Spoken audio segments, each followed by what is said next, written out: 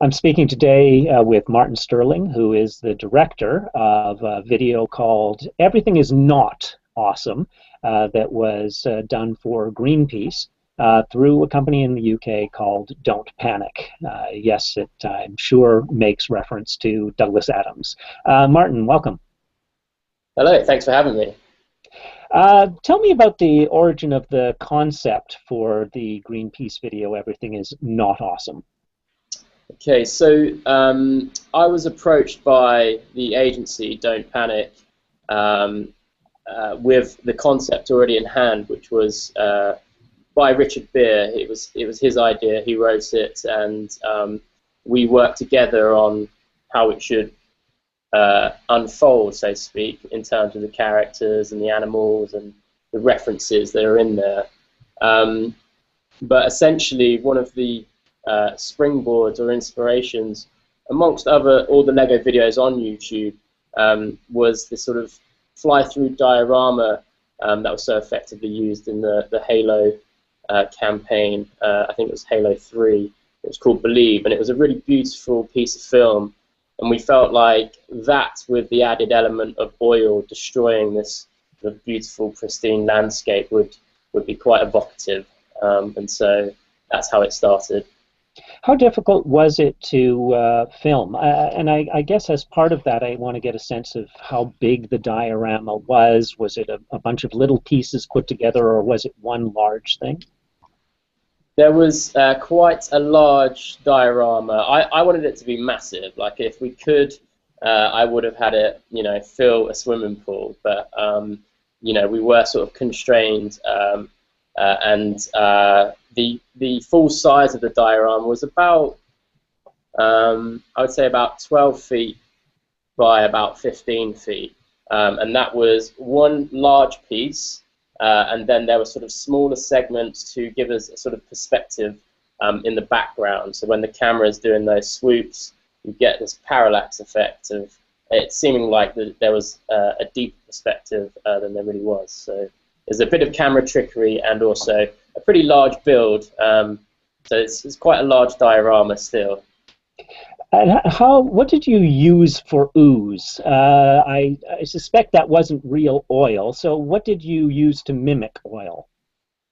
So the oil was created from mixing about 50 gallons of glycerin mixed with Indian ink to give it the black color. So I sort of was quite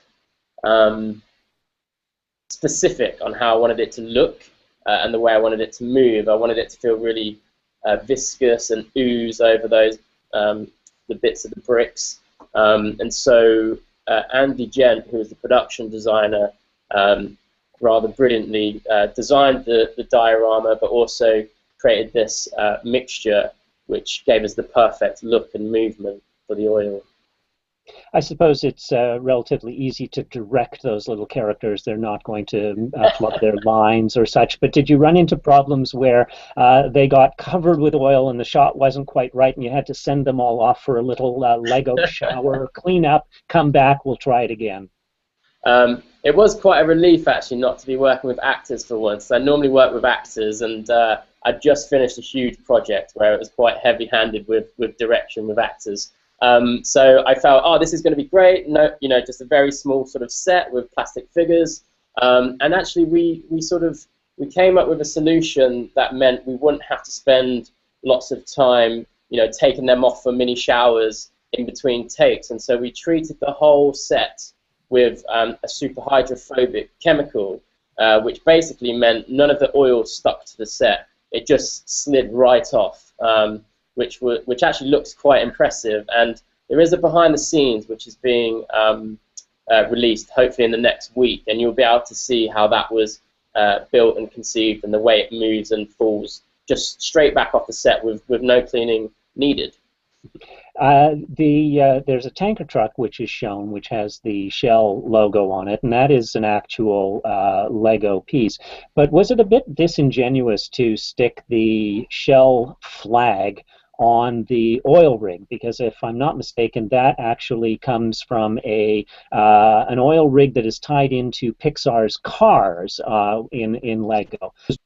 Essentially, it felt like the logos that appear on some of the toys already are slightly disingenuous themselves in terms of this Arctic logo. There was a new Arctic set which was released earlier this year by Lego, and there is sort of a logo, and I think metaphorically that logo could represent Shell with the sort of the digging and the drilling vehicles which already exist in those sets. We didn't have to create anything new. Like, we wanted to use real Lego pieces for the whole thing, which was one of the rules I wanted in place, is that it had to already exist. And I think by putting Shell's logo over the other logos actually brought out the truth a little bit more. So we felt like it was an acceptable stretch. At this point, the video has been seen by a few million people, but the video that you did for Save the Children has been seen by more than 30 million people. Are you happy with the viral aspect of the Lego Shell video at this point?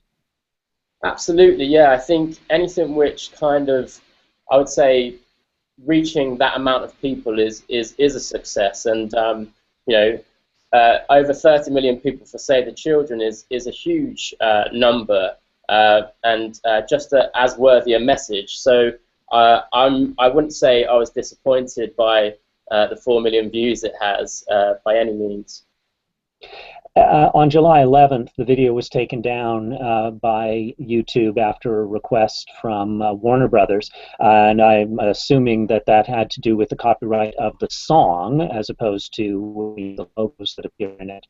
Do you think that hurt or possibly even helped the campaign? The video went back up later that same day. Don't know whether it'll go up and come down again, but does that sort of publicity help the campaign? It's a conversation we've had ourselves internally. I suspect it does help. It just sort of fans the flames slightly. It's helpful that the video was reinstated, but I think if it hadn't been, then it would have been slightly difficult. Those numbers would have disappeared. The sort of viral nature of it might sort of have been dampened slightly. But I think that sort of controversy actually helps the video and the sort of debate. It continues the debate over a longer period of time, which I think is always helpful. Do you think that the video is likely to achieve the goal that Greenpeace has, which is for Lego to distance itself or break off relationships with Shell? After all, this is a relationship between the two companies that goes back all the way to the 1970s. I think only time will tell. If it doesn't dissolve the partnership between Lego and Shell, then hopefully it will at least put some sort of pressure on Lego to sort of consider their partnerships in the future, but also to make them realize that you know, they sort of have a responsibility to choose who they partner with ethically, and you know, everybody loves Lego. It's fantastic. I bloody love Lego. But partnering with companies like Shell, I feel like tarnishes what is a beautiful, magical, brilliant toy. And so hopefully it will make them consider in the future who they choose their partnerships with.